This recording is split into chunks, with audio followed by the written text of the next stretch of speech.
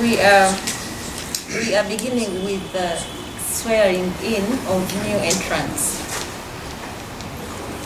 like Madame Cindy as our next Vice President, and lastly, but the first again, Mr. President Waikibenda. We acquired all those people, for example, the Vice President through the scientific election.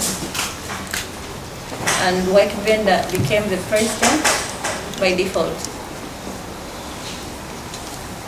Then we will have the handover by the previous President, Madame Sophie Gombia, to the current President, Mr. Waikibenda. We will talk about the UPRA status. Fourth, we'll also talk about the government money, the stimulus funds. Then we also talk about the reopening of shows. What's our take? Otherwise, you're most welcome. Then the floor will be open for the questions. Thank you so much. For this great cause, and we are very, very blessed to have a man of God, Pastor Moses, a man I really respect. He's really the change you wanted to see in the gospel. He has been there for everybody. The straight man, and he loves God so much. Allow me to introduce you. Pastor Moses, maybe he will say more about him, or he will tell you more about him. Welcome. This is Woman, and we are so happy to have you. His name?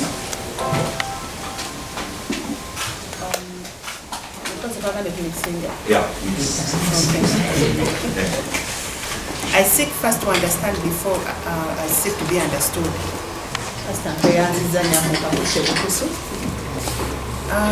Nesimye nnyo kubanga ntambula nammwe mmwe abali ku kamera. Nesimye nnyo kubanga tutambudde nammwe mmwe abalaba essaawa zino. Mukama abadde wansabye tuli. Amanya gange nze Sophie Gombia, nayingidde mu kalulu nteekako naliri gye bantumye waka Nabukalu. So ndigatta wamu Nabukalu Sophie Gombia. Nalayira wa President wa UMA nga 14 April 2019. Nebaza Mukama Katonda nti birungi byokka byenfunyeemu yadde nga mwali musuubira n'ebyo by'okubiba maaso. Kyebaliza nnyo Mukama Katonda nti tofubyanga bwe tusobola kubawa ebyo bye mulina okulaba ne twesigaliza tulina sijja kwewaana nti olugendo lubadde straight. Of course nga mu bulamu olugendo lubaddemu wadde eno nedde lino yamukanukirira. Naye nebaza Mukama nti bye tusinga okwenyumirizaamu ate bye bingi. Nebaza nnyo ttiimu yange nga bwe batudde wano bwe babanjulidde n'ababuzeeko nti Mukama tusaasire tukwatizaamu buli kimu kye tukoze tukitambuza nga komiti ya umma. Era nkakasa nti mu maaso g'abayimbi be tukiikirira basanyufu. Nkakasa nti mu maaso g'abayimbi be tukiikirira tetuswadde kubanga tebatuma okukola kyekyo kye tubadde tukola era kye tuluubirira okutuukako. Bakakasa nti bwe tusigala nga bwe tuli kati nga bwe twatandika tugenda kutuuka ku buwanguzi ate obunene ennyo.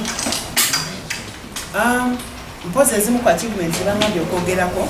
Achievement number 1 nti tufubye okubridginga music we Uganda ne tumubridginga mwe mubadde nga mutwala nnyo abayimbi b'e Kampala nga abayimbi b'e Uganda, which was not the case. Kati mbakakasa nti Uganda yonna ekikiriddwa UMA akakiiko kano yali nga tulina charters zetwateekamu across the country. Tukyebaliza nnyo Mukama era nkiweera obujulizi naddala mmwe gye mutambulira tukakasa nti ffenna tuli wamu ng'abayimbi b'umma aba UMA. Office twagifuna yadde nga challenges mmwe naddala ate nga kyempasabira ddala. So kusooka nsooka okubeebaza nti nammwe mufubye nnyo okutulaga kubanga mmwe endabirwamu yaffe eri public. Tubeebaza nnyo okuba nti mufubye okulaba nti obubi mubwaniko osanga ne tubulongoosa ate obulungi obumu ne mubulekayo kuba ebirungi temunnabikuba. Era nsaba Waikibenda addako kati osanga nze yansobi yali nti balaga bulungi bwokka obubisi abasajja bano n'obubi bwobisi bajja bujjayo babwanike. Ekya office twakimala tuli bulungi mukama atuwe omukisa naye era nga mbasabwe muba mukuba ate mukuba mpolampola kuba mmwe ffe mmwe tutambulira wamu nkitwala nti tuli famire ennene ennyo achievement endala gye neebaza katonda gye yatuwadde nti tufubye okugjawo ebbanga eriri wakati waffe abayimbi nammwe bannamawulire oli tubadde nga tulwanagana naye kati nzikiriza nti tuli famire bwe mba nga nimba awanika omukono atuwakanye owanika awo mwandibadde mutakamira nemutukubirako omungalo kuba tukifubyeko kati tuli mikwano gyammwe kati katufe katubakubira abatakutte kamera tweyanzege era tubasaba tutambule nga famire kuba ekitukwatako kibakwatako we mutali tetubaawo naffe we tutali temubaawo ekyo nkikiriza era mukama nkimwebaliza ensonga eddako waliwo omukulu ankubiddeko kasimu ensonga ya UPRS wabaddewo gaapu nnene nnyo wabaddewo eddibu ddene nnyo ne komiti ya UPRS ebaddemu ng'ekitongole actually UPRS fe babosi baali fe ng'abayimbi kubanga ffe twabatuma okutukuŋŋanza royalties zaffe bazituwe wabaddewo obuzibuzibu mu bo maybe mu management naffe oba nkayana tufubye okulaba nga tuzimalawo yadde nga tezinnaggwako era lwe lugendo lwe tutambula sabo waikibenda mu bimu byenkukwasa y'ensonga ya UPRS ekyali nnene naye ate yalwana baji abatandika ogirwanako bagirwanako even before UMA nti kibaddewo nga lugendo luwanvu nnyo yadde nga tujja kwewana nti at least ffe akakiiko aka UMA bakabaddewo tulina we tukituusiza naye nga nsaba mukama nti kijja kugguka obukulembeze bwa waikibenda kino nkiddamu nti buli achievement yonna gye tufunye nga UMA kabadde kakiiko ka UMA si muntu ng'omuntu nga Sophie naye kabadde kakiiko kuba tubadde tutambula ffenna buli kimu kyetutambudde nakyo ffenna era akakasa nti waikibenda yadde nga yadda mu bukulembeze tagenda kukola nga waikibenda wabula agenda kukola nga akakiiko bakama bange waikibenda bwe mukolebwagwa tuba tugudde ffenna waikibenda bwawangula tuba tuwangudde ffenna kati mbadde nsaba tutambule nga bwe twatandika paka bwe tuba tutuuka ku kigendererwa kyaffe bwe tutambula ffenna mujjukire moto yaffe egamba nti agali awamu era mbakakasa tujja kituukako ensonga ya copyright era nayo tubadde tujja tugitambuza kuba mwenna mukimanyi kati ekisinga okutubonyabonya because enforcement ya copyright teriiwo ekyo tubadde tukitambuza tukyakitambuza waikibenda agenda kukitambuza mu bukulembeze bwe komiti egenda kitambuza under waikibenders leadership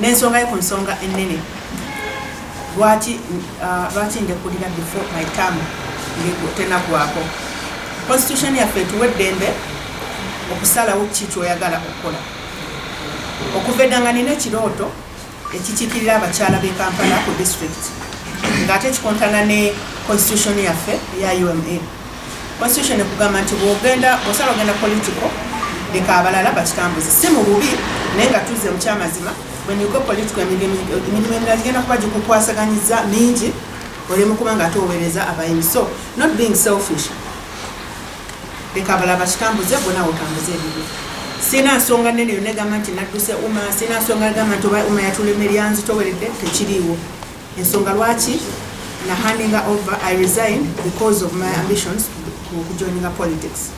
That is the only reason I have. Before I hand over, waliwo alina ekibuuzo tukimenye nekiveewo nga sinnava mu bukulembeze nkiddemu nga nkyali president wa UMA kuba ntudde nga nkyazimbye nga president.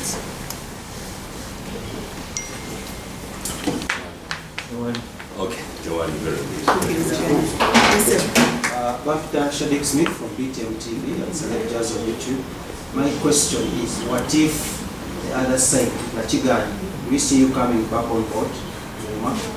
The answer is no. Why no? Kubanga nzikiriza nti tiimu eriwe esobola okutambuza. Nkakasa nti tiimu eriwe esobola okutuukiriza ebirooto byange okutuuka ku mmeeza ensuubizi.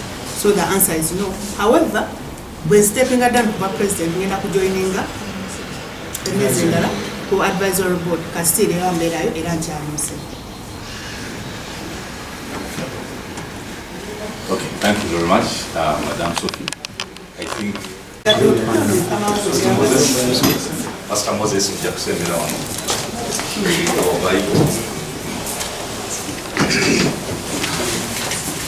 asooke Saturday amukwase kubanga alina okulayira after. Basebo ne bannyabo nga mu ntebe mu bukulembeze bwa UMA nsaba okukwasa omwami White Benda abadde Vice President wange. UMA kiza kigwayo bigayi Uganda Musicians Association. ke kabonero kano sebo.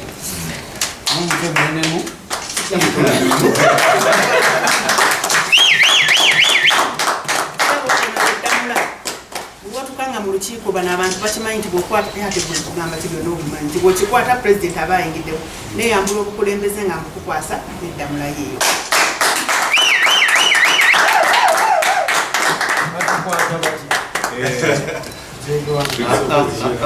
White Ben Walter nga administrator yinira ano girokwasebo n'omukama wo kati mu fayina eno mulimu constitution yaffe kyekikulu kuba twaleero okugikuuma kukakasa nti ngikuumye ngikuwadde nga bwe twagifuna tetugikwatangako kusaba tetugikwatangako.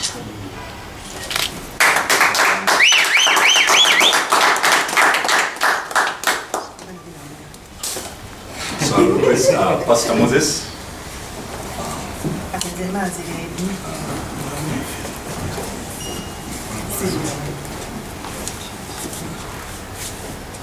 Banabarayira Katolo, take on office.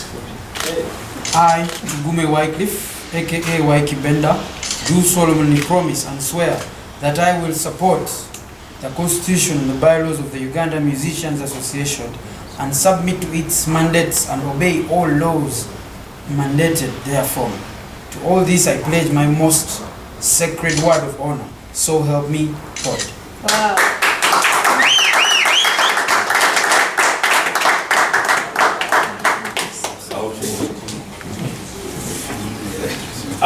Ndowooza nja kutwala eddakiika emu bbiri omusajja ono musabire omuno omukulembeze obuddako namulala wajja ne vice president nenja musabire so abatalina byebakwata basobola okuzibiriza obugabo oba tozitoye nnyo osobola okusitrekinga omukono kiraga nti tuwagira tuli wamu nawe. Katonda omuyinza w'ebintu byonna tukwebaza olw'omusajja ono omwesigwa omwesimbu gw'olonze ku ddimu erifaanagana bwe liti mu kaseera akafaanagana bwe kati. Tukukkiriza era tumanyi nti ogeramu obusobozi era omuwadde obusobozi n'amagezi okukulembera abayimbi n'okubeera ekyokulabirako eri abantu abalala bangi. Tumanyi nti eddaala mukyala Sophie watutadde atagenda kutwongerako era ng'asimba ettoffaali obw'omusingi n'abalala bakulembeza abalala kwe balitandikira kuba kwe balikolera. Tukkiriza Katonda nti byonna ebitandikira mu ggwe era bimalibwa mu ggwe. Tusazaamu entalo zonna, tugaana entalo zonna, tugaana obubi bwonna, tugaana byonna ebijja okwekalakaasa n'ebintu ebirala. Manyi nti nzikiriza nti wanaabeerawo ekiseera ekyokutabagana n'okutuulamu n'okwanja ensonga ng'abooluganda so si ng'abalabe. Bisabye n'okwebaza mu linnya erya Kristo Yesu.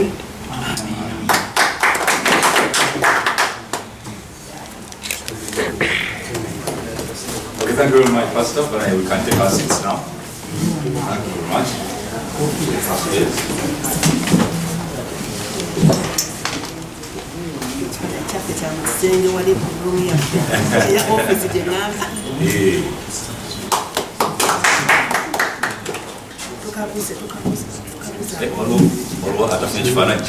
Lindako.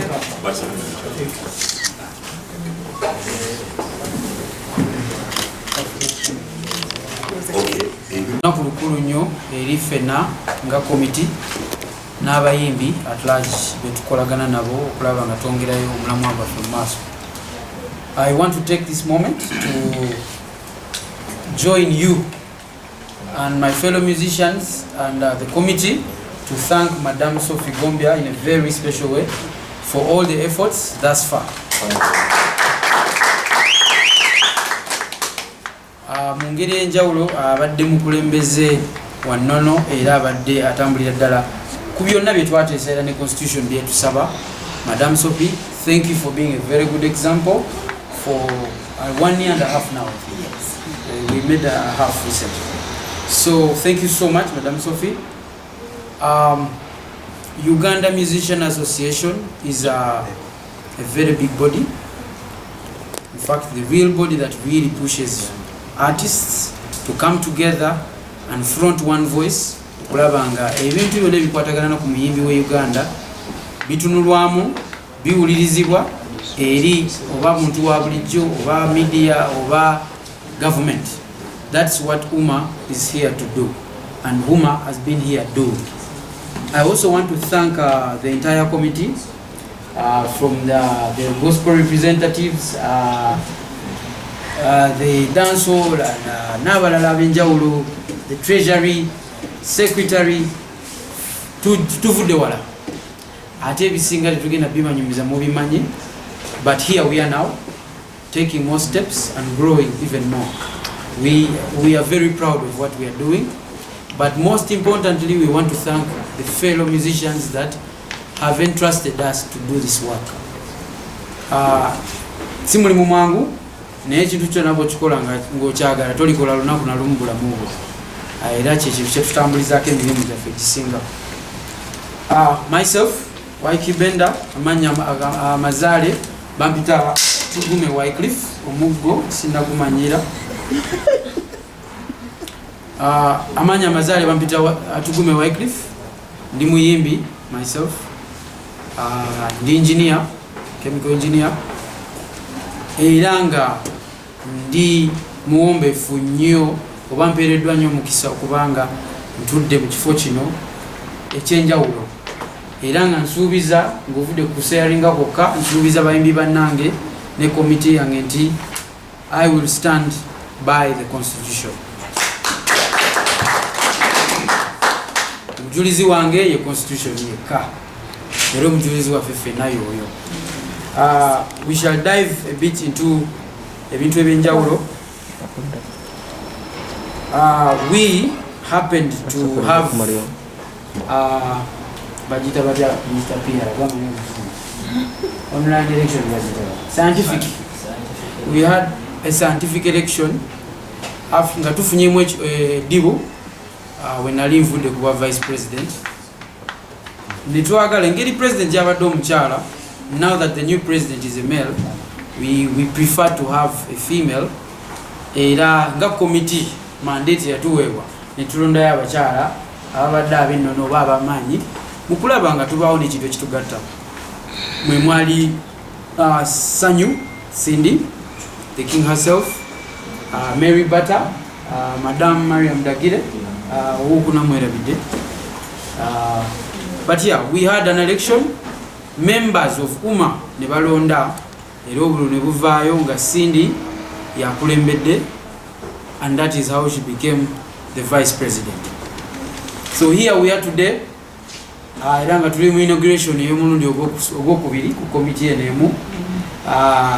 Tumaze okuyisawo president myself, kati tulinze mugole wa lunaku kubanza already mbadde nkola.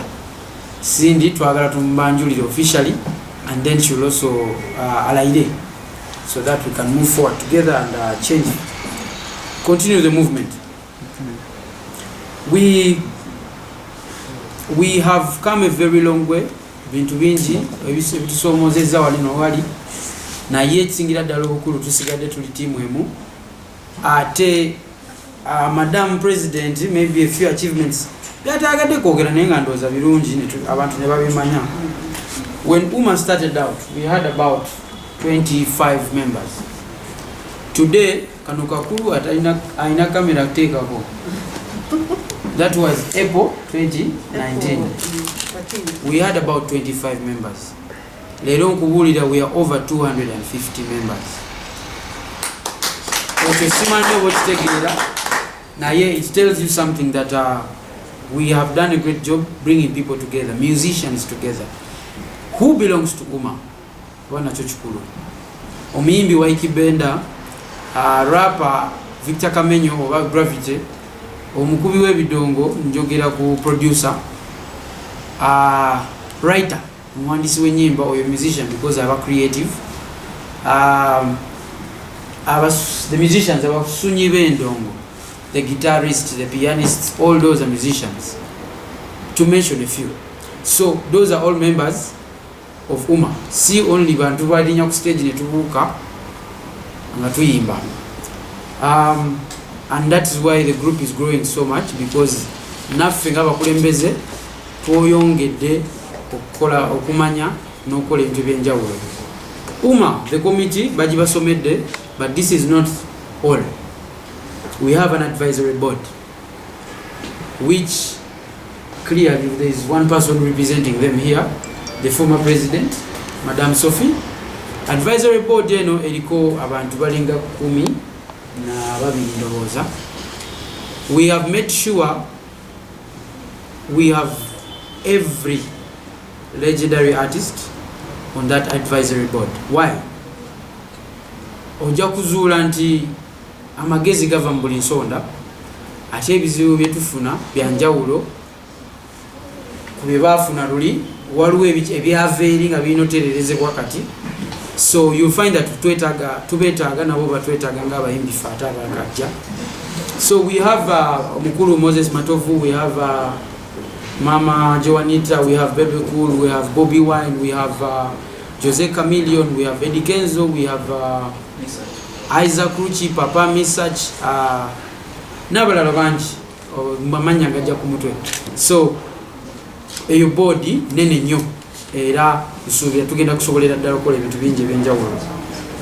Also, I would like to dive a bit into the other achievements. Twogedde ku kyokulaba nti abayimbi bonna abangi tutuuka abayimbi 25 n'omusobyo nga tuli mu kitongole kyekimu kitegeeza bingi. Muganda waffe mabegako abadde afunyemu obuzibu Bafana, and we went to the entire group, women members, ne tupresentinga Bafana kyabadde atugamba oba kyabadde agamba, because abantu bonna bafunye ebizibu okulaga nti Ugandan music and UMA as the leadership is making a big difference. Is abayimbi bavuddeyo ne balaba nga turaising sente eziyamba Buganda waffe mu kintu kyonna kyalimu okitegeera. Era njagala twala buno obudde nebaze nnyo bayimbi bannaffe bannaye, mwebale nnyo, mwebalidde ddala, ekyo kyali kirooto VP atuuse. So it's very important that we thank you, my fellow musicians, for the great work done. Omulala bwanajja, if it is that grave nga kinene bwe kityo, we really need to stand together tulagane oba tuyambagane. Very proud of you guys. Thank you so much. Here's a result from search. I would like to also dive deeper into UPRS. From the time my president, Madame Sophie, took a step down to focus on other things, we have made some more progress with the entire committee. And as we stand right now, let me start from here. I want to thank URSB. URSB is a government body regulating a private company or companies eziri mu nsi Uganda. Batuyambako nnyo ne bawulira okukaaba kwaffe okulaba nga tukyusa embeera yaffe. Thank you so much URSB, era nsaba nabo tubakubireko mu ngalo. On another level, and in a very special way, I want to thank the caretakers. That is Legomac. Legomac is a law firm. URSB beyakwasa omulimu guno ogw'okulaba nga bakola ki nga batuyambako, and we are very, very grateful. Legomac, headed by Mr. Kavito and Madame Rita and the entire team. We want to thank Mr. Anthony Mwanda, who has been the acting strategist and CEO, I believe, at UPRS. Now, this is what they have done. Bino byebakoze wamanga, with our guidance by all means. UPRS yafunye website empya. Website eno egenda be representing what UPRS really stands for, just like those other bodies eziri mu nsi ez'enjawulo. Eno website was put together by NITA. NITA nayo government body mugimanyi, era nabo nsaba tubakubire mu ngalo. Tebakoma, they didn't stop at putting this website together. Kitwala sente nyingi mu abamanyi okola website mubimanyi. They even offered computers, free computers. Era zeziri ku office ya Febia to UPRS, about 30 and we thank you so much, Nita. Through this website is where all of us as musicians shall register to be members of UPRS. When njogerera eri muyimbi munanga ali eyo Waiki Benda, Cindy n'abalala bonna abayimbi abali wano are not members of UPRS. Why? Twaguddewo buto. We want to re-register our names, our works, and now you start following up mu butuufu bwakyo. Because we had so many problems with the last management nga ojasangamu amanya ag'enjawulo ninga omuntu ati ojasangamu Waiki Benda nga mulimu ne Benda Waiki ne Tugumi Wycliffe. So byali a bit upset naye twavaawo. Here we are now. We've decided to re-register from the top, and this is the process. Eno website mwe tugenda oyita okuregisteringa. Ebimu ku byogenda okwetaaga, ojja kwetaaga national ID yo. Ya national ID yange eriko Tugumi Wycliffe oba Wycliffe. That is you era twetaaga amannya gago obuzaale. Ojja kwetaaga email address ne password. Ojja kwetaaga enamba y'essimu oba bank account. And then date of birth, stage name, ne label. Ati abamu abali once you are label, you know how it works. The payment models. Payment models tegeza ki royalties okusasulwa sente zaffe ezivudde from the users, which is mostly bano bennyini betwogera nabo the media. So models ziriwo za mirundi esatu. You can do Visa, you can do mobile money or bank. So chichiri Visa is aligned with the bank, I believe. So after we have registered, but before we register, we need to first let you know, website was launched last week. Era registration tugenda batulangirira D-rate andika. Watch out a few glitches. We want to make sure system is transparent. That's why UMA executive is here. To make sure omuyimbi owozejjo owaze emyaka 10 mabega, you can see and understand the system. Ebere so simple tulemese okagenda mu ssomero okutegeera UPRS tekolera omuyimbi okitegeera, because abamu twawe bebitone nete twawe bamukisa kugenda ku ssomero, but that doesn't stop us from making money. So we are going to register. After registration, it's very important that you note this, my fellow musicians. After registration, this is when we shall sit. We have a general meeting, or what they call the annual general meeting, AGM, tulonde board again kudukanya UPRS officially. So please note that without registration, or if you don't register, we and whoever will register will go on to vote for you. So that means what? Don't do that. Don't fail to register. You need to have a say in who is going to lead this body. This body is very important to our business. So chikuru nyecho mchimanye. I would also want to talk about the money. Ngambo zitingana left, right and center, billions zimlimeka zitawa. I want to officially on record today tell you that as it stands, we are waiting for the official communication. And as UMA committee, we believe in transparency. And when that communication comes, we want the media there. I want, if it is the ministry of so and so, they come up and we sit, and it's a check or a transaction, digital simani. But we'll want to have it formal. Abayimbi bonna bamanye ti UMA ekikirira abayimbi ebebedda sente weziti ate zaaki. Clarity yebeerewo so that we are accountable. As president and vice and everybody, or the whole committee, tubeere nga tumanyi sente zaaki. So certain questions will be avoided if we do that. I believe the committee agrees.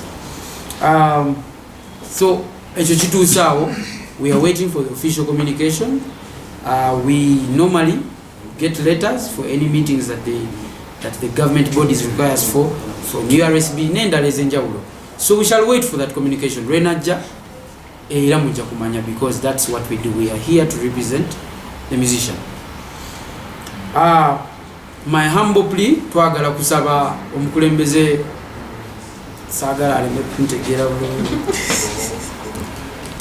Twagala kusaba mukulembeze w'eggwanga ne task force ekwasaganya ebizibu byaffe byonna ebya COVID. We are in a very bad state financially as a body.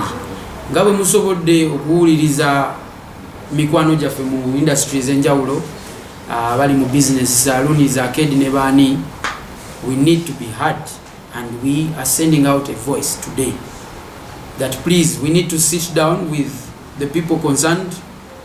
We devise means okulaba nga bayimbi badda ku stage. Ate si fefeka abanyigirizibwa n'abaana bammwe, bakazini bammwe, baganda bammwe abenjawulo abatwagala. So there's a very big gap, and we need, considering byonna ebigenda mu maaso mu ggwanga, people need entertainment. I don't know if you understand that, but people need entertainment okuzza obumu, because UMA as a body is non-partisan, and I believe musicians, most of the musicians stand for entertainment, which is what UMA stands for. That's why I can stand here nengamba twagala kuddamu kusanyusa bantu, twagala kuddamu kusanyusa bantu nga nammwe bwe munoonya akalulu eyo temukanoonyeza ffe tuzze Oluganda, because Oluganda mwe mumala okuwangula gye munaba muwangulidde, Uganda esigalawo n'abaana Uganda balina okusigalawo. So twagala kulaba nga tuzza obumu mu bantu bunywerere ddala, because it is very important to the future of the nation, and we are very important to the future of this nation. So my humble plea to His Excellency the President of Uganda, please, we need a sit down and share a few ideas that we think can help musicians get back on stage without compromising the SOPs n'ebirala byonna ebyetaagisibwa. Nga abantu bwe bali kati mu Arcade bambala masiki, buli Arcade yoyingira waliyo bazita bata sanitizer muganda ng'oyagita naye byonna gye biri. So we can use the same things even on our shows. Music tumufulumya, abaana bafulumiza hit, tulinze YouTube yokka naye nga tesi bwe kyali. We need to be heard. We need to be heard, or you need to at least give us a view on what we are saying today, because we are a very important part of this nation and economy.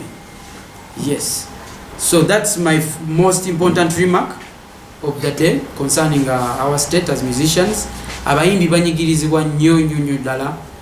That's why even when we talk about this stimulus package, just sanga ne bwe ziba zenkana ki, abayimbi tuli bangi nnyo. Wali abali abatannaba kujja naye nga naye ayagala funa buyambi, akoleka video bakamu oba shooting oba akole audio, okitegeera. But that money can't solve much. Naye stage weddawo nsobola okuyamba omuyimbi wange n'omuyimbi mulala asobola okweyamba. So it's very important tuwulirizibwe era tuyambibwe. Yes. With those few many words, thank you so much. My name is Tukume Wycliffe Waikibenda. Thank you. Thank you very much, Waikibenda. I know mwenye vibuzo. Leo tujabida mass at a time. I'll call upon the PR, Bushington, at that session. Damo Ibuzo in line with the stimulus fund, then the winner in line with the local up stage and welcome to President. I get no PRs. But at this point in time, without a waste of time, allow me. Thank you for honoring our invite today. And I know that it hasn't been easy for anybody, including myself, because we're going through the lockdown, so movements are restricted and it gets harder for us to meet. But today we are so blessed to be together, especially even us as a team to get to sit down together, because every day we've been having meetings online and trying to make that work. So I thank God for this opportunity here. I'm excited and nervous and anxious about the position I've been given, because in the very beginning I didn't apply for it. It was a majority vote that artists thought I should represent, so I thought I should step up the plate if they have seen the power in me. So that is why I feel the way that I feel. But nevertheless, I am ready to do this. I've been thinking about it. I've been consulting members who have been here longer, like Waiki Benda, Bushington, Big Eye, because I've been here before, and especially the outgoing President, Mrs. Gombe. I'm so, honored to be in this position. I hope that I can make some changes, but mostly I hope that we can work together and bring some changes in the industry. I'm mostly happy that everybody in the industry right now is affected directly by the industry. Most of the time we are represented by people who are not affected. If the industry disappeared tomorrow, there will still be a farmer or a lawyer or something else. But everyone, Waiki, Bushington is still producing shows today. Sophie Gombe is still doing her music and going into politics and leadership right now. Like all the artists here, our dancehall artists, our legend for all this time, they are all directly affected. So whatever we do is actually going to affect us. So I am happy about that situation. It must be a new thing for people to see leaders who are young like this. Most of the time when we sit in these organizations, for the last 3 years or 4 years, we've been sitting with UPRS and meeting the Minister for Trade and for Gender, and they're all really old people. So today, this must be strange even for you who are watching us, and these are really young people. But I'd like to encourage all of you and the artists who are watching us, who get to watch us today, you should be encouraged. This is a good thing. Most of the time when they say it's young people get scared and they think you can't trust young people. But these young people, whatever mistake we make is going to affect us. Yeah. So you should have more confidence in Uma. My main thing in the group has always been about sensitization, because a lot of artists do not know about Uma, they don't know about UPRS. And artists, if we are well protected and preserved, we are a fountain of wealth, and not just for ourselves and our families and our communities, but for Uganda, the economy of Uganda and the country in East Africa as a whole. We are known everywhere, but at home we are not together. So as the President was saying, unity comes as the first thing that we want to do. So we want to sensitize people, artists, and let them know you need to register, you need to act like a business, like a company. And as Uma, we're here to help you if you don't know how to go about that. There's no way of doing something great if you work alone. You need to work with other people. And as Uma, you need to register so that we see you as a business.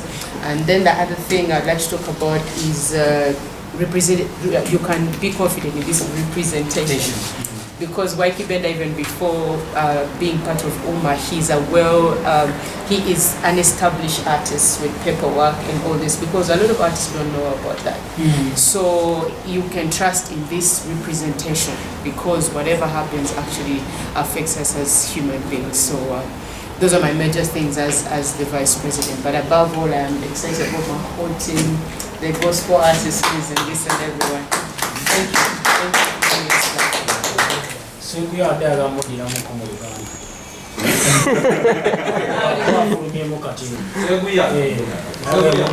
Kubuuza ku kya Wasula abadde mukulembeze wa UPRS nga ye CEO. So UPRS ye collecting society. Collecting society ezisolooza ssente z'abayimbi mu broadcast oba ku bulimba ku radio, TV, usage ya content w'abayimbi yenna bamucollectingira mu collecting society. So Wasula abadde CEO wa collecting society kumala myaka 3 emyaka 3. Grievances ezivudde mu bayimbi obutali bumativu nti collecting society eno eri corrupt, ebba ssente z'abayimbi ezikozesa nga ne proof wali, twamu auditinga netuyita bintu bingi mu transparency, governance, engeri gy'abadde afugamu ekibiina mwalaba structure nga ye CEO ate simanya ye director ye buli kintu, nebbanga lyaludde ku kulembeze wa UPRS nga constitution ekola ki buli lukya nga constitution bagikyusa. So bingi ebyajja, era eno mu bintu ebimu yakolebwa lw'abayimbi obutaba babativu na royalties zaabwe, sente ziva mu kukozesa content waabwe. So Wasula oyo tetwamuggyako nti twamuggyako mutali mumativu. Bamusaba aleete ebitabo, books of accounts, ne constitution, ne bwabadde running office status report, ekintu nekimulya. So bamusaba stepping aside netuzuula nti office abadde agikozesa bubi, abadde abba ssente z'abayimbi, abadde alina aba ghost member bawase tutamanyi, abayimbi abatunda ofuna ssente tebazifuna, ate nga sifa abamujjako nti bamugirako mu mateeka kyovolaba nti singa kuba wasula oyo amanye ebyamateeka singa yavaako mu butali mumativu singa ali mu kooti naye nkiwa tasobola kgenda mu kooti kubanga amanyi gyekiraga already fe abamutwala mu kooti okusasula ssente twogera ku biliyoni ezisukka biliyoni 10 ez'abayimbi ezibuze mu UPRS. So si nti twamuggyako mu butali mateeka twawayita mu URSB ne executive order. Executive order kitegeeza nti kiviira ddala wa mukulembeze w'eggwanga n'agamba sooka stepping aside kubanga twawandiika buli sekita mwatulaba mu parliamenti nga twogera ne parliamenti tugenze buli ministry bonna bwe tugwa tubatuukirire ne tubagamba nti mumanyi omusajja ono atubba. So kiri mu mateeka regulator wa private companies and corporate companies URSB wamu ne government body government offices be baatutuukirira ne batuyamba okumuggyako. So yavaako mu mateeka wasula. Ndoza bya UPRS byonna kambigatte wamu. Ekya board ya Dr. T kituufu Dr. T yali elected. Bwe twali mu operation yawo yegezaako okukyusa UPRS eyo kwata ababbi wasula naye yalaba kyetugendako obuwaayiro obumu obwamukwatanga bwali bwa governance. So nadduka mangu n'aelectinga abantu ba Dr. T. So kyetwakoze ku luno twasabye buli kintu kiyiwe tuddemu buto. So which means ne board eyo yonna eyalondebwa n'obukulembeze bwonna bwakola ki bwavaako era that's why tuli mu kati kufuna AGM empya tulonde obukulembeze obupya. So ne Dr. T asobola okujja ne yeesimbawo abayimbi babamu naye engeri gye yakolanga n'omusajja ng'ate tatuyambako ayinza obutalya kalulu naye asobola okujja ne yeesimbawo ne tumulonda waayi watukuba ekikopo tuyinza omuwona. Musa wabuuziza ku ekya White akunyonyodde engeri gye bamuelectingamu. Okusavinga kuno tekuliko yazaalibwa nti yalina osavinga. Okusavinga kiva eri mutima gwa muntu nakwagala. Tuyinza okwesibako nga toli willing. Cindy abagambye wano nti bwe bamutuukirira ne bamugamba ozze ku shortlist yabitunulamu n'alaba nga alina omutima ogwagala okukola era singa yagaana singa tulina VP mulala. So okusavinga tekuliko kala ya muntu oba buwanvu oba kitone oba ibiri wano sifa abasinga okuyimba mu ggwanga okukola music naye twewaayo ng'abantu okukolera music wa Uganda era ekisanja bwe kinaatuuka nga tukooye nga bw'olaba Sophie we yafunye ekirooto ekirala osobola okuvaako. So abantu abagamba nti president talina bisaanizo simanyi bisaanizo bye baagala wa dread mpanvu baagala wanvi baagala ani kubanga waiki graduate. Ekisaanizo ekisooka nti olina okuba nga oli mu UMA kyekisaanizo ekisooka okubeera omukulembeze wa UMA. Kasita oba registered bw'oregistaringa mu UMA otwala oath ne tutegeera nti olayidde okugoberera constitution ya UMA. So waiki okubeera member wa UMA kimuqualifying okubeera president. Tekiriiko nti oyimbidde emyaka 10 oyimbidde mwaka gumu kubanga Sikiwandi Museveni yasinga obukadde mu Uganda naye president w'eggwanga wakitegeera. So tekyetaaga myaka ekiqualifying waiki nti muyimbi afuna mu business y'obuyimbi obuyimbi bwayogera bwalya bwatambula so kimuqualifyinga. Ebyo byaffe ebyekimbi bijja kubaawo okwezalawa n'okweyisaamu amaaso tebisobola kuggwamu ne bwe mutu wa ssente ne bwe mutusula byaffe tebisobola kukola ki. At the end of the day twagala services ekigenda oswaza waiki singa bye baamulondera tebituukiridde n'adduka n'alya ssente z'abayimbi n'akola ebintu ebitali mu mateeka kyekijja omuswaza. Ate ekijja oswaza oyo kulaba nga ebintu bitambula nga we bitambula kati oba okitege kubanga abayimbi abamu nkimanyi bave era kankyogerera mu kati ngera kwogera nga muyimbi abayimbi abamu babeera eyo ne baleeta embiranyi zaabwe mu bintu bino naye gwe bw'otavaayo kuyamba weetaaga okubaawo omuntu akola ki. Tulina okutandikira awantu walina okubaawo ennyumba bwe tutandikira oba tebo bwe tutandikira kale tufune waiki omunafu tumuvume atereeze oba tufune omulala asinga waiki naye tetujja kubaawo nga tetuyina muntu atukulembera olw'okuba gwe oli w'amaanyi olina hiiti zo naye weggalidde mu nnyumba yo. Ebizibu tebiri mu nnyumba eyo biri ffenna we tuli. So fenga ffe tulina obwesigwa mu president ne vice ne committee ye yonna era bwe tunaalaba constitution yaffe tukizo tulaba nga omuntu atandise okubuzaabuza tusobola omuyimpiikinga oba tusobola okwerekitinga buto. So omukulembeze tumuwe chance oyo yenna awulira nti amusobola elections za next year si mu March ajja amwesimbeko amuwulire okitegeera kyangu nnyo. Doze kyo nkimaze waliwo yayogedde ku unifying so kowa agenda ya umma ya kutugatta next tugatta mbu tubeere ku party oba tetwetaaga kubeera ba mikwano okukolagana oba okumanya ebitugasanga abayimbi ebituluma bye bimu saawa zino lockdown ne covid tebimanyi oba gwosinga hiti oba gwosinga erinnya oba oli international oba oli loko fenna bitukosa kyekimu so ebizibu byaffe bye bimu the reason ya umeno okubaawo nti twagala body esobola okuhandolinga ebizibu ebitugatta nga ffe si nti Bushington waliwo bye essimu ye ate bumejje ekoleki ekyo kizibu kyo nga Bushington naye nti waliwo bye music waliwo amukozesa nga takusasula baba bangi abali bwe batyo so okuyunifying abantu abo office yaffe teriko mitendera nti ono upcoming ono outgoing nze ebintu bya upcoming sibimanyi na bimanya upcoming yani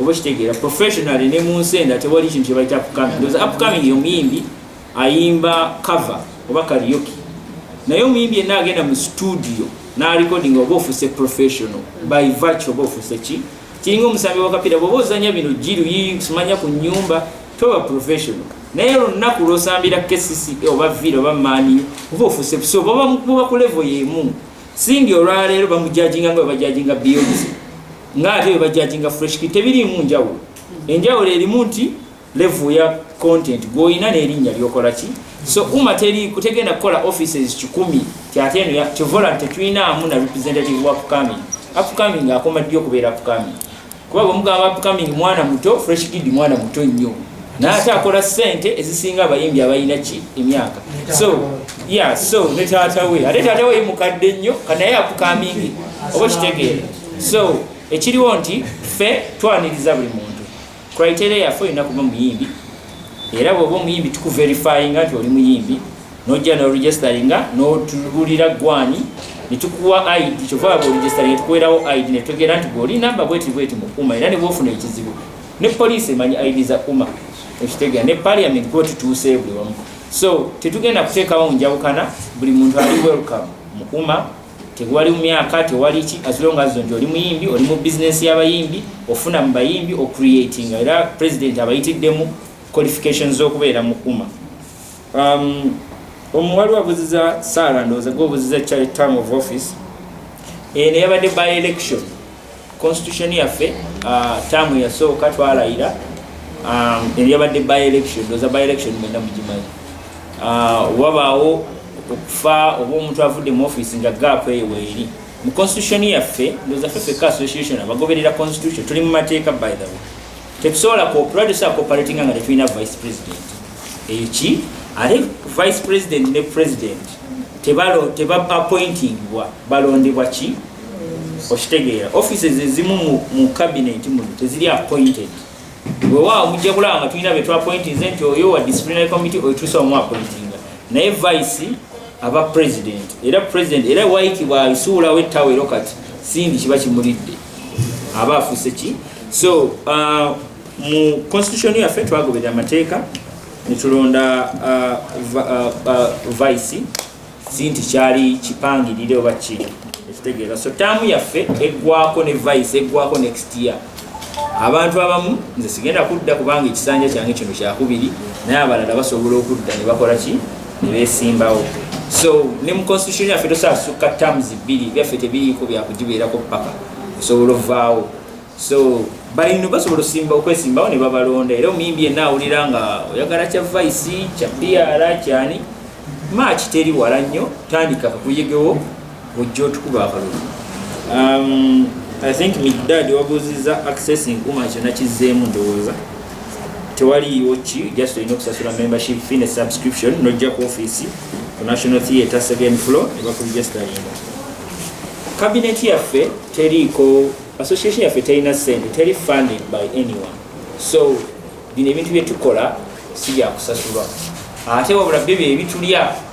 oba kitegeera so era olusi tusekerera abayimbi nga bali wano tewali sente ne bino byonna okutegeka bayimbi bebeesolooza sente ne bakola ki olusi muntu naye era bagaddewo office kuba tetulina atufandinga sente ziva mu ki era ekyatugazaawo nga kitulaba notula nti tulumwa Lwaki tusasula National Theatre nga office y'abayimbi nga kifo ky'abayimbi oba kyebimu tebatugalawo nti n'olusi tetulina ssente naye twali twagala tuteeseganye n'abantu bano tulabe understanding ennungi waliwo offices z'abalooya ez'abasuubuzi simanyi ez'abaki naye ey'omuyimbi ne bwe tuwosa awo emu nga rent tasasudde kikufulu okisangawo okitegeera naffe tuoperatinga nga ne association ne company endala zirina obuzibu MTN erina biliyoni za sente ebeera n'ebizibu so ffe nga cabinet tetusasulwa for now tetusasulwa ate tetusuubira nti omuntu okujja okusavinga abayimbi olina okusasula kubanga bwe bitereera leero nfunamu teeka sente mu music bwe bitereera leero waike afunamu kubanga akola music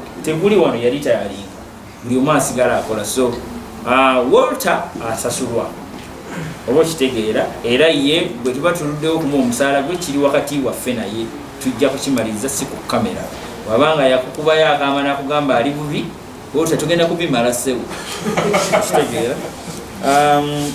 UPRS office yes mpya nga bwe nakunyonyodde nti cabinet waliwo nga president yagambye nti bwe twasalawo nti UPRS tubadde tufiirwa sente abayimbi bakyakola music so URSB netwala emyezi 6 ng'egoberera bitabo byawasula engeri gyabadde runningamu ebintu ne bakizuula nti either UPRS eggalwewo tutandike ekipya oba tumuyiwe okutandika collecting society kiwanvu kigenda paka mu parliament so netulaba nga kigenda tuzibuwalira ffe okutandika collecting society empya netusalawo nti nemwasula mwennyini bw'abanga wa mazima aveeyo akkirize nti yastepinga down era yagamba nkitadde kuba twategeera netumuggyako lo netugamba byatubbye agende kuba ekitegeera so office empya ekolebwa abalimu kati bali mu kuactinga tuyamba ku restructuringa body eyo twalina otandikira abantu ate kuma si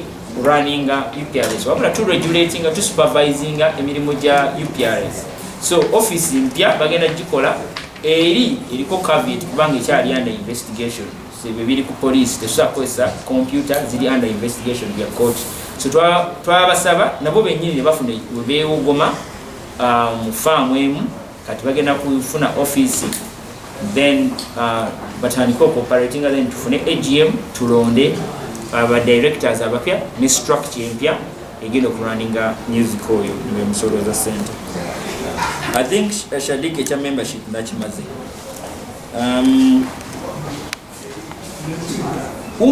echa politics kiri inevitable fenga fe kyetugamba nti bwoba mu administration ya tosobola kubeera mu active politics naye tekikugaana ku affiliatinga na muntu gwokola ki gwoyagala naye bwoba osavinga nga president wa tosobola kubeera MP tosobola kubeera LC chairman tosobola kubeera yadde mobilizer wa kibiina kubanga ekibiina oba okitadde muki mu matiga so wagenda kubeera conflict of interest nze njiza okukukyawa nga ndi wa people power nga gwoli wa NRM nenzija obukyayi bwamwe nembuteeka ne kuki so twasalawo nga ffe ba cabinet members nti ffe tugenda kukola ki kubeera weewaawo nsobola okuwagira omuntu gwenjagala nenjogera n'okwogera nti nkola ki si kizibu ekyo naye we bandabira nga ndi ku kipande oba kya primary oba kya secondary oba kya kyonna kyonna ekyekibiina guba musango era mba nina okukola ki ebizibu bya politics byo biwanvu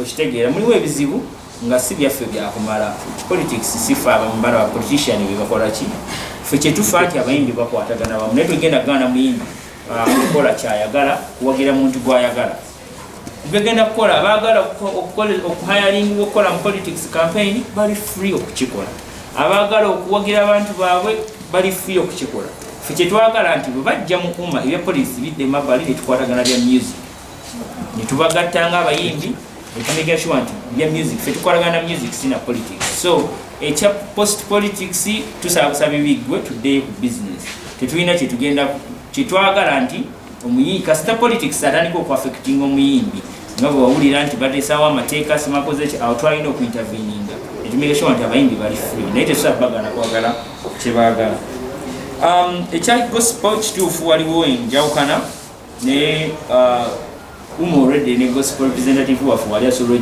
kyafaminga nti already enteeseganya weziri buli association yonna weetandikira wabeerawo ebizibu tetusobola kubimala byonna si nti tuli perfect nkiwana mmwe mu byamawulire mu kujja wali era ensonga ekitegeera waliwo ababba sente z'abannamawulire bingi so tuli mu kwetereza n'abagosipo nabo tuli mu nteesaganya era etegenze lead mu kugezaako okufuna enteesaganya naye nabo tubawa chance nga bo ba stakeholders okusalawo kye bakola kye baagala nfe tuwa guidance wetusobola bo ne basalawo era wagosipo asobola okukyongerako nakitangaza ekyo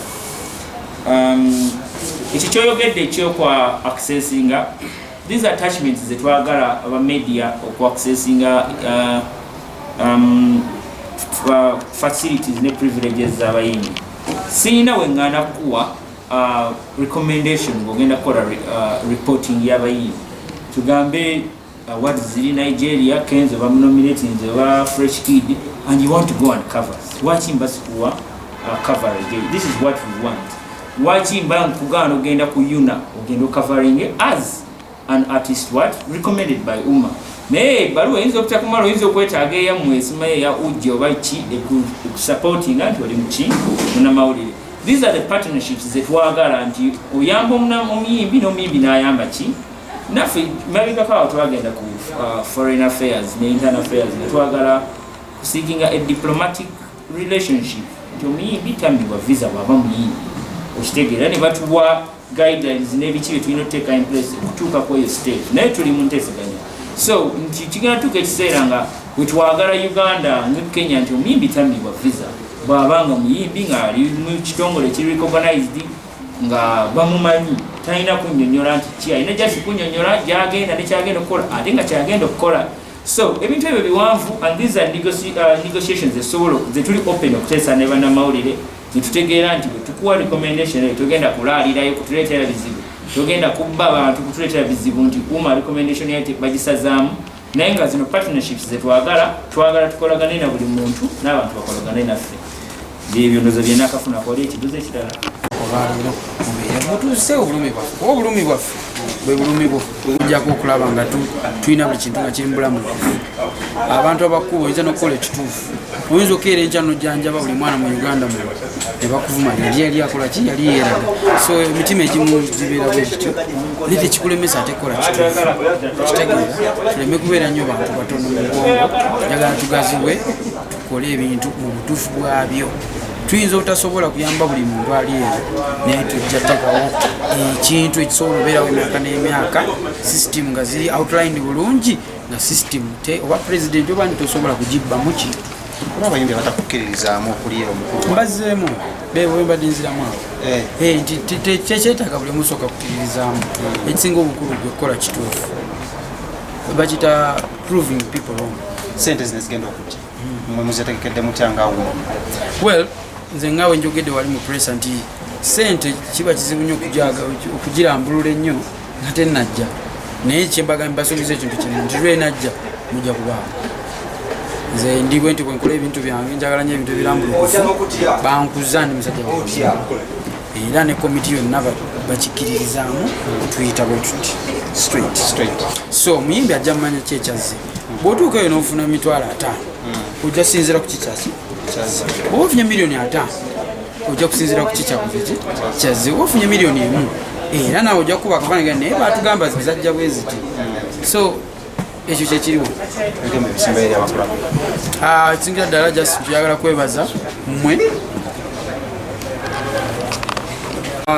omuziza ki ebigambo ebisembayo abawagizi baffe tubaagala nnyo mutulwanireko ku luno olutalo lwokudda ku stage kubanga lunyumisa ffe bulamu bwaffe fembi embiranyi ya politics eno nyingi abamu bitandise noleetamu obukyayi ngaate amazima bano abasajja bagenda kweronda oba bagenda kulondebwa kigwe okitegeera kati mbasaagala kulaba muwagizi wange oba muwagizi wa Kenzo oba muwagizi wani ng'ali mu kunyigirizibwa okitegeera ku kintu kitagenda beerawo kyankalakalira tukyasobola okukwatagana nga bino biwedde njagala nze kujja kuyimbira abantu njagala fiika ajjayimbira abantu n'abalala bonna okitegeera tusobole okukomyawo ate ekyo embeera y'okunyumirwamu embeera sinungi etunyigiriza ffenna kuva waggulu mu ekonomi ya Uganda kuba bingi ebyesiba airport tetambula na birala bingi tutuuke no wansi ku muvuzi w'ekigaali kale toyanza nnyo bwataata njagala batuwa obudde myezi 3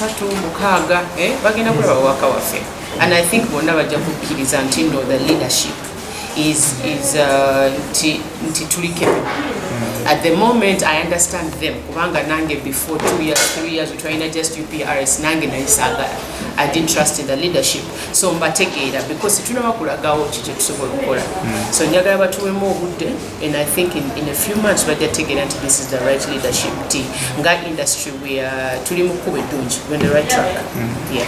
Gwomu ku bayimbi abatali ba bigambo bingi nnyo abatoogere nnyo naye ekibiina kirina abakyataakinga nga bavumi bayombi onaasobola olutalo lw'ebigambo olwo n'amalako nalwo. No, kati nze mumanyi nze sidduka ntalo. I'm not sisobola atandika kintu nga siri kukikola to the end of it. So nze sitidde abaagala okuyomba abalwanisa kumano. I'm not scared. Ndi confident mu team ogwo okitegeera kati bo bwabanga omuntu akulwanisa nga ayina kyasobola okwongerako balina kyasobola okukyusa ye ng'omuntu nti ayina credentials okukikola nde nosobola omutya naye buli artist ali kwogera ayomba atulwanisa is because munda muli batya nti no what if leadership eriwo tesobola kukola ki kuturepresentinga. So nze njaga first of all njagala batuwo nga tebanakuwakanya sindi kyasobola okukola aba waikibenda naddala waikibenda ndoza bamuwemu time bino ebintu bya leadership it's not magic. He needs to be given time. Industry gye tulimu kati nga bwe bagambye it's not nti mulimu essente. Everybody who's here alikola kulwa mutima titwaga kulwanirira industry. No, nze nga nze nyinza obutafunamu naye mwana wange another artist ali omuto asange nga waliyo kinakolako before nga while I was still here nina kyenayamba. Yeah, so tewali really kyakulwanira kiri